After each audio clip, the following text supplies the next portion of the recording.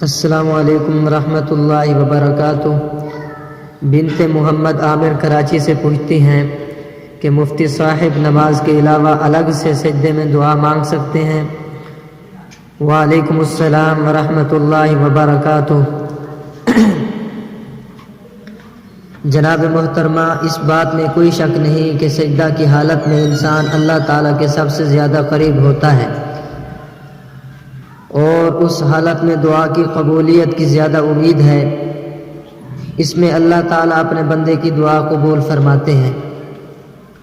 لیکن آپ صلی اللہ علیہ وسلم سے جو روایات سجدہ میں دعا کرنے کے متعلق ملتی ہیں وہ نفلی نمازوں کے سجدوں میں دعا مانگنے سے متعلق ہیں۔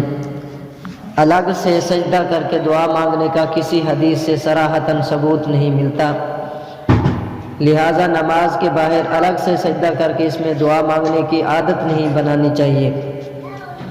سجدہ میں دعا کرنی ہو تو نفلی نمازوں کے سجدہ میں معصور دعائیں، یعنی جو دعائیں قرآن مجید میں تعلیم دی گئی ہیں، جیسے ربنا آتنا فی الدنیا حسنۃ وفی الآخرۃ حسنۃ وقنا عذاب النار وغیرہ مانگ سکتے ہیں۔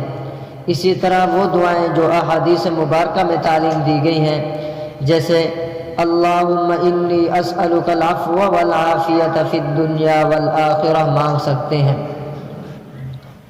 لیکن یہ بات ضروری یاد رہے کہ جو دعا بھی مانگے وہ عربی زبان میں ہو، اور اسی طریقے سے ایسی دعا نہیں مانگنی چاہیے جو کلام الناس کے مشابہ ہو، جو چیزیں انسانوں سے عام طور پر مانگی جا سکتی ہیں تو ایسی دعا سجدے میں نہ کی جائے۔ واللہ تعالی اعلم بالصواب۔